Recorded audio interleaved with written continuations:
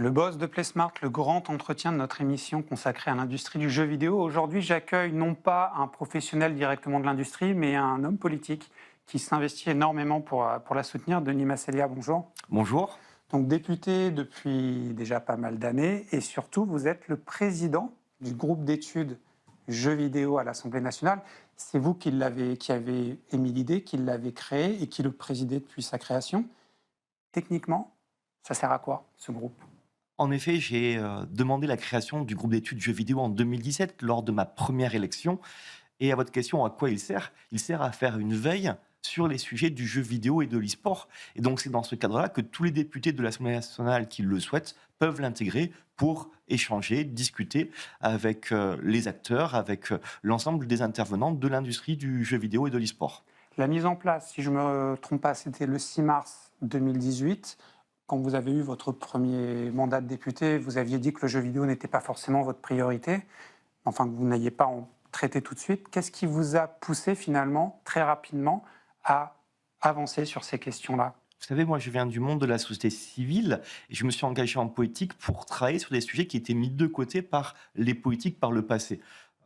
Je viens pas du secteur du jeu vidéo, vous l'avez dit, mais néanmoins, Gros joueur. en complément de mon activité d'ingénieur, puisque je suis ingénieur de formation, j'avais créé une auto-entreprise de rétro gaming, c'est-à-dire que je récupérais de vieilles consoles qui ne fonctionnaient pas pour les réparer et pour pouvoir les revendre. Donc, en plus de joueur, j'étais aussi quelqu'un qui participait avec Entrepreneur ma du jeu petite vidéo. entreprise dans le jeu vidéo. Donc, clairement, en tant que député, j'ai souhaité pousser ce sujet qui, je rappelle, hein, aujourd'hui, c'est pratiquement 6 milliards d'euros de chiffre d'affaires à l'échelle Dernier bilan du sel. c'est ça, à l'échelle nationale, sans parler de l'e-sport et même plus largement de tout ce qu'amène aujourd'hui cette culture que certains qualifient de geek. Il suffit de voir ce qui s'est passé ce week-end avec le Jeep Explorer. Et puis quand on voit aussi toute la création de livres autour du jeu vidéo, les concerts autour du jeu vidéo, on voit que ça dépasse largement le cadre purement des consoles de jeu. Mais vous, quand vous avez émis cette idée, quand vous en avez discuté dans les couloirs de l'Assemblée, quels ont été les premiers retours? Est-ce qu'au début, les gens se demandaient si vous étiez vraiment sérieux? Ou au contraire, il y a eu des retours très positifs tout de suite? En fait, il n'y a pas. C'est d'ailleurs étrange, la question c'est soit noir, soit blanc. Non, C'est c'était entre les gris. deux. C'était entre les deux. C'est-à-dire qu'il y a des personnes qui jugeaient que le sujet n'était pas sérieux, qu'il n'y avait pas de travail à faire, et d'autres qui jugeaient que c'était extrêmement important de pouvoir le faire. Néanmoins, force est de constater que. J'en ai parlé en 2017, ça a été créé en 2018. Aujourd'hui, on est en 2025, bientôt 2026. Le Il est groupe encore là. d'études jeux vidéo est encore là. Ça prouve bien qu'il a montré qu'il a porté quelque chose au débat au sein de l'Assemblée nationale. Là, si vous deviez résumer les deux, trois gros dossiers les plus importants que vous ayez pu faire avancer grâce à lui, il y a quoi? Il y a le crédit d'impôt jeux vidéo. Il y aurait quoi comme autre type d'action qui, selon vous, a impacté l'industrie française? Alors, le groupe d'études jeux vidéo a vocation à faire une veille thématique qui ne permet pas de faire avancer les Oui, dossiers. oui, c'est voté. Néanmoins, je suis aussi rapporteur du budget sur les industries culturelles, Mm. dont Et est créative, le oui. jeu vidéo créative. Quels sont les dossiers que j'ai pu faire avancer? La prorogation du crédit d'impôt jeux vidéo jusqu'en 2031, par exemple, mais également la TVA à 5,5 sur la billetterie e-sportive, qui est, à mon sens, une grande avancée. Voilà, donc deux éléments. Maintenant, sur le groupe d'études jeux vidéo, parce que vous me posez la question à quoi il sert, il a permis surtout d'échanger, de discuter, de mettre en avant certains sujets. La place de la femme dans l'industrie du jeu vidéo et de l'e-sport. Comment on accompagne les personnes qui ont handicap à la pratique du jeu vidéo. On a fait, d'ailleurs, dans ce cadre-là, il y a quelques mois maintenant, un événement à l'Assemblée nationale pour montrer, mettre en avant tous les dispositifs qui peuvent exister. Voilà, le groupe d'études, lui, est plutôt dans la veille. Et après, le député Donne les peut infos. avancer sur plusieurs sujets dans le cadre du travail à l'Assemblée nationale. Un grand enjeu quand on parle d'industrie du jeu vidéo, c'est économique, c'est-à-dire faire en sorte que le tissu survive, que les professionnels puissent être rentables avec leurs studios, les maisons d'édition également. Et on a eu, je donne deux exemples, le jeu Les Fourmis ou encore le jeu Dordogne, deux productions françaises dont les studios ont fermé, faute de trouver une rentabilité économique. Ça, vous diriez que c'est le grand enjeu, c'est de trouver un fonctionnement, un modèle économique plus général pour le tissu français, pour que ces studios-là, quand ils réussissent à un beau jeu, un bon jeu reconnu, bah, ils puissent avoir le droit d'en faire un autre derrière. Alors, vous appuyez Même ça fait mal, hein. sur l'aspect économique du jeu vidéo. Pour moi, le jeu vidéo a deux grands aspects qui sont indissociables l'un de l'autre. D'une part, la partie économique. d'autre part la partie culturelle. Et dans ce cadre-là, j'ai envoyé à plusieurs reprises à différents premiers ministres un courrier leur demandant un travail sur la souveraineté économique et culturelle du jeu vidéo en France. Aujourd'hui, il existe plusieurs dispositifs. On a parlé du crédit d'impôt jeux vidéo qui a été prorogé jusqu'en 2031. On a aussi le FAJV, le Fonds d'aide aux jeux vidéo, qui permet l'accompagnement des petites structures qui se lancent dans le jeu vidéo. Donc, il y a un certain nombre de dispositifs. Force est de constater qu'à mon sens, ils ne sont pas suffisants. On devrait avoir un travail non pas point par point, mais de façon globale. Voilà, aujourd'hui, on a quelques dispositifs, mais il faudrait l'intégrer dans une vision beaucoup plus globale sur l'accompagnement de l'industrie du secteur du jeu vidéo en France, tout en sachant, et ça c'est extrêmement important, qu'aujourd'hui on a des talents en France et qu'il ne manque pas grand-chose pour pouvoir permettre à tous les studios dont vous parlez de perdurer dans le temps. On a par exemple, quand vous parlez de culture, on parle de soft power presque, de rayonnement culturel français. Le jeu qui a vraiment marché cette année, je crois que vous y avez joué, en tout cas vous l'aviez mentionné à une réunion du SNJV, c'est Clair Obscur Expédition 33. Là, ils vont être rentables cette année, c'est sûr, avec un tel carton. Mais par exemple, un studio comme celui-ci, qui est un studio indépendant, est-ce que le politique doit à terme faire en sorte de pouvoir les aider à être pérennes? C'est-à-dire que Sandfall, par exemple, si le prochain jeu est moins réussi, est-ce que le politique doit être capable d'avoir des mécanismes pour soutenir un tel studio? Alors, vous m'avez posé la question si oui, j'ai joué et je l'ai fini. Vous parlez de l'avenir, moi j'ai parlé de l'actualité. Le présent. Sandfall, je suis allé les voir à l'invitation d'une collègue députée qui est également élue dans la ville de Montpellier. Il y a eu un accompagnement Fort de la de l'agglomération, de la région, mais vous oubliez à l'échelle nationale. Soundfall Interactive va bénéficier de crédit d'impôt jeux vidéo. Je ne donnerai pas la somme parce que ce sont des informations fiscales et qui sont bien sûr des informations internes, mais le plus gros soutien aujourd'hui de Soundfall, il est à l'échelle de l'État. Ne l'oublions pas. Sans le dispositif du crédit d'impôt jeux vidéo, il est possible, il est probable que Clair Obscur n'ait pas été réalisé. Donc je pense que la première action, c'est déjà de pérenniser dans le temps l'ensemble des dispositifs qui ont montré leur efficacité. Je vous ai dit tout à l'heure que j'étais député de la commission des finances. J'ai fait un rapport d'évaluation sur le crédit d'impôt jeux vidéo. Force est de constater qu'il est extrêmement efficace. Il faudrait y apporter quelques évolutions pour le rendre encore plus efficace. Et là-dessus, je m'attellerai dans le prochain budget de continuer à pousser ces avancées. Et dans un second temps, on doit avoir un gros travail sur la souveraineté de nos structures de jeux vidéo. Le grand risque aujourd'hui pour Soundfall, mais pas que, pour Ubisoft et pour toutes ces structures-là, c'est d'être racheté par des fonds de pension étrangers. On a vu que les États-Unis étaient très actifs, que la Chine était très active. Mais là, on voit l'Arabie Saoudite avec EA Sports qui a été racheté il y a peu de temps. Donc, on doit aujourd'hui avoir un travail à l'échelle nationale sur comment on garde nos pépites en France. Parce que le risque, c'est qu'on développe notre tissu économique, industriel et culturel du jeu vidéo pour que les plus grands studios, ceux qui arrivent à émerger, soient rachetés par des entreprises étrangères. Et ça, personnellement, je ne le souhaite pas. Dans le cas de eSport, on est sur une transaction à 55 milliards de dollars. À ces niveaux, à ces chiffres-là, la France ne peut pas faire grand-chose. C'est peut-être pas au niveau européen derrière qu'il faut aussi penser. Il faudra, et ça, c'est beaucoup plus large que le secteur du jeu vidéo, on doit avoir aujourd'hui une réflexion à l'échelle européenne, et donc à l'échelle nationale aussi, sur comment on finance la tech.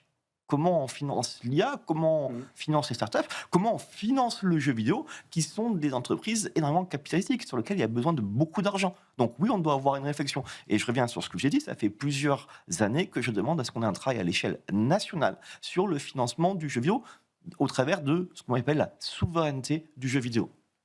Quand vous le dites comme ça, on a l'impression que tout le monde est censé être d'accord. Préserver la souveraineté culturelle française, donc préserver les grands fleurons. Qu'est-ce qui bloque en fait? Qu'est-ce qui fait qu'aujourd'hui, on ne serait pas encore arrivé à cet état de fait où on a des mécanismes qui soient suffisamment puissants pour qu'on n'ait pas à s'inquiéter du fait qu'un grand acteur étranger d'un pays non extra-européen puisse investir massivement, par exemple, chez Ubisoft ou dans d'autres grandes structures françaises? Qu'est-ce qui bloque? Qu'est-ce qui manque? Je ne le sais pas. Si je le savais, je ne demanderais pas à ce qu'on travaille sur le sujet. Pour l'instant, avant de faire des propositions, vous savez, dans le monde politique, souvent on fait des conclusions avant même d'avoir fait des études. Peut-être que je suis à rebours des grandes phrases et des grandes buzz de la politique. Moi, ce que je souhaite, ce que je demande aujourd'hui, c'est qu'on travaille, qu'on réfléchisse et qu'on puisse échanger avec un certain nombre d'acteurs pour collectivement construire cet outil qui permettrait à la France d'assurer une stabilité sur nos industries culturelles, parce qu'on parle du jeu vidéo, mais je parle aussi de l'animation, où la France est un leader mondial de l'animation. On a aujourd'hui un vrai travail à faire sur l'animation, sur le jeu vidéo, sur la défense de nos industries culturelles. La grande difficulté, est-ce que c'est pas qu'on est à mi-chemin, enfin, sur deux chaises? D'un côté, la tech, l'innovation, qui est un enjeu très très fort, vous parliez de l'IA, le culturel, c'est deux mondes historiquement radicalement différents, et il faut trouver des mécanismes finalement qui peuvent fonctionner pour les deux types d'industries. C'est là la difficulté. Je ne sais pas si c'est deux mondes radicalement différents. Est-ce qu'au niveau de l'administration et est-ce qu'au niveau des ministères, on a dissocié l'un de l'autre? La réponse est oui. Le jeu vidéo, d'ailleurs, dépend de Bercy au travers de la DGE et dépend du ministère de la Culture. Donc, ce sont ces deux jambes qui sont censés travailler ensemble. Qui doivent travailler ensemble. Ce que je peux vous dire pour échanger avec les acteurs du jeu vidéo, et peut-être que vous pouvez leur poser la question, à moins que vous l'ayez déjà fait, eux aspirent à continuer à être avec les deux. Souvent, on oppose la tech et la culture. Non, le jeu vidéo, c'est l'association des deux. C'est exactement le secteur qui impose d'associer les deux types de compétences. Et justement, il y a un enjeu fort, c'est la formation. Au niveau de la formation des nouveaux talents dans l'industrie du jeu vidéo, on en parlera plus en détail dans la partie suivante.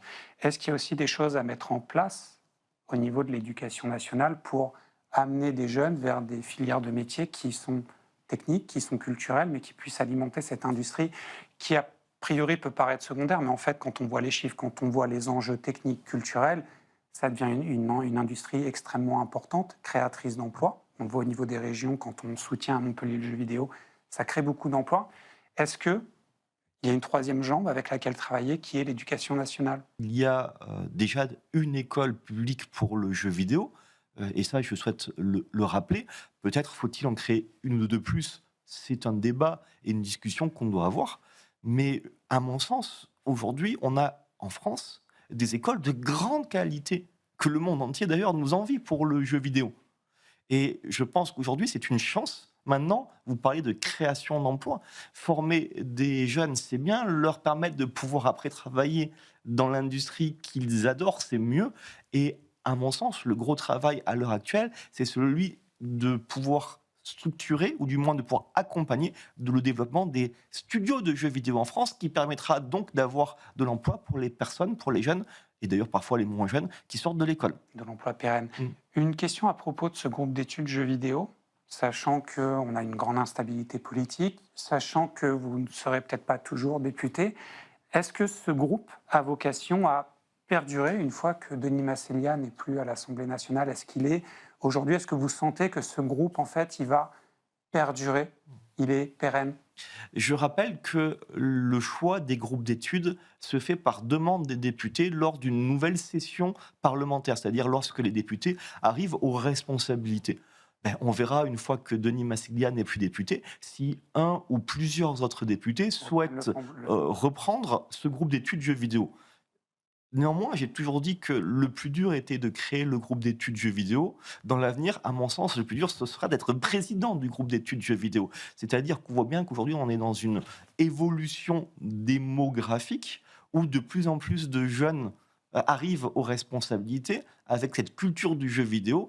Et je serais très surpris que dans l'avenir, ce groupe d'études soit remis en question. Vous avez vu les chiffres du CEL à propos des 40 millions de Français joueurs de jeux vidéo et essentiellement des adultes. Je pense que c'est un peu à ça aussi que vous faites référence sur cette évolution démographique. Alors, vous parlez de cette évolution, mais c'est une évolution logique, puisque plus de 90% des jeunes jouent aux jeux vidéo.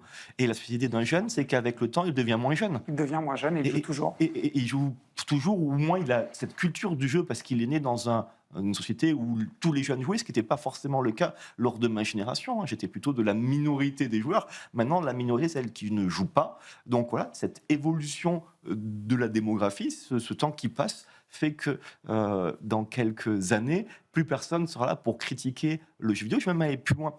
Vous savez, lorsque vous écoutiez Led Zeppelin il y a quelques décennies, quand vous étiez jeune, on vous disait « c'est pas de la culture ». Aujourd'hui, celui qui parle de Led Zeppelin est quelqu'un qui a de la culture. Dans le jeu vidéo, dans quelques dizaines d'années, celui qui parlera de Total Annihilation et de ses soirées passées sur World of Warcraft sera quelqu'un considéré comme ayant de la culture. Celui qui sera capable de dire quelle fin j'ai choisi sur Clair Obscur, ça fera partie de la culture. Vous avez encore combien de temps, combien d'heures vous arrivez à consacrer aujourd'hui aux jeux vidéo? Est-ce que vous jouez encore ou là, c'est pas possible? Je ne sais pas vous répondre sur le nombre d'heures. Néanmoins, je vous confirme que je joue encore puisque le jeu vidéo, dans le cadre familial, est un espace où, avec ma femme et mes enfants, nous partageons une passion. Voilà, le jeu vidéo, c'est plus, ça a pu être le cas par le passé, ça ne l'est plus aujourd'hui, un espace où les jeunes se referment sur eux-mêmes, mais ça peut être un espace de jeu collectif. Et puis, au vu de l'actualité, je ne vous cache pas que je préfère faire une partie de jeu vidéo qu'allumer les chaînes de télévision en continu d'information. Denis Massélia, merci beaucoup. Donc, je rappelle, député depuis 2017, président du groupe d'études jeux vidéo à l'Assemblée nationale. On vous réinvitera quand vous voulez, vous m'indiquez la date et vous revenez sur ce plateau. Ce sera toujours un plaisir de vous accueillir. On va s'intéresser dans la dernière partie de PlaySmart à la question de la formation avec Valérie Dimitrovic. Elle est cofondatrice de Quest Education Group. Elle va nous parler du marché de la formation et surtout des besoins des entreprises du jeu vidéo en termes de compétences.